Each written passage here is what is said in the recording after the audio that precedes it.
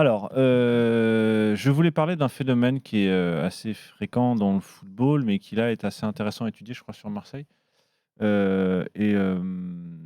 ce qui m'a fait penser à ça, ce sont, les crampes d'Iliman Ndiaye à partir de la 60e minute, qui m'ont rappelé les crampes d'Alcaraz contre Djokovic en demi-finale de Roland-Garros, qui m'ont rappelé aussi, la succession de résultats contraires l'année dernière en match à domicile.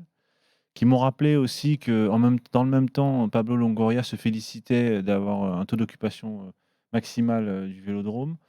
Et tout ça mis ensemble nous présente une sorte de paradoxe un peu bizarre. Donc on a à la fois un Vélodrome qui se remplit, qui désemplit pas plutôt, qui pousse, qui est coloré, qui est bruyant, et en même temps, on a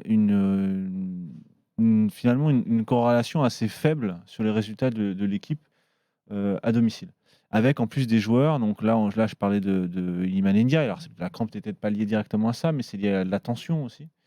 Je pensais à ce que disait Vitinha au mois de février, quand on voyait qu'il était pas en pleine possession de ses moyens mentaux pour le moins. Et comme ça, des difficultés qui peuvent se présenter dans des stades qui sont a priori favorables, mais qui sont en fait se retournent contre toi. Qu'est-ce qui se passe en fait quand, dans ton propre camp, dans ton propre stade, tu n'arrives pas, comme dirait l'expression française, à mettre un pied devant l'autre? Qu'est-ce qui se passe quand il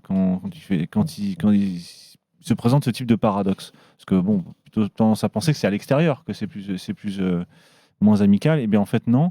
Alors il y a Jorge Valdano qui en parle dans un texte célèbre des années 90. Il raconte un peu ce paradoxe du footballeur, lui qui a été champion du monde 86, qui a été entraîneur du Real, directeur sportif, joueur, enfin, qui a tout gagné, quoi, une pointure, et qui raconte dans un texte qui s'appelle Le Miedo Escénico, c'est-à-dire le trac, quelle est la particularité de la peur du footballeur. Et il dit en fait la peur du footballeur, en quoi elle consiste. C'est pas la peur technique, c'est pas la peur de rater en soi. C'est qu'il y a simplement, alors je vais pas faire tout le truc parce que ça va être trop long, mais juste un élément, il y a tellement d'incertitudes dans le football que quand tu es joueur, déjà ta peur ne te quitte jamais. Alors à part t'apprendre à domestiquer, t'apprendre à grandir. On parlera de Buffon tout à l'heure. Buffon en parle aussi très bien aussi de ça, de ce phénomène-là. La peur existe toujours, elle peut même te nourrir. Mais quand tu débutes ou quand tu as moins d'expérience, la peur peut être paralysante. Mais la peur de quoi? Demande Valdano. La peur de quoi? Et lui, il propose une hypothèse. Il dit en fait, tu as peur de ne pas être à la hauteur des rêves que tu as suscités. Tous ces gens qui viennent dans le stade, tous ces gens qui ont une attente de quelque chose de grand, a fortiori au Vélodrome, quoi, où tu as toute une ville entière qui se déplace, et vraiment une ville dont le cœur bat au rythme de l'OM. Quand tu arrives dans un tel stade avec un tel bruit, en plus depuis qu'il est fermé, je pense que ça accentue la sensation d'étuve et de bouillonnement. En fait, tu as peur de décevoir et tu as peur en fait du ridicule. Et que souvent, les joueurs, ce qui les retient, c'est ce sentiment de dire je vais pas être à la hauteur de ce qu'on attend de moi, du désir qu'ont les autres, et en plus, j'ai peur du ridicule.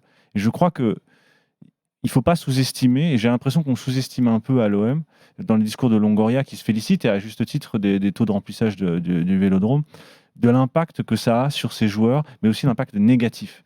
Il ne suffit pas de remplir un stade pour que les joueurs se mettent au niveau. Il faut aussi être capable de leur donner les armes pour être capable de répondre à cette attente qu'ils ont suscitée. Et ça peut être paralysant.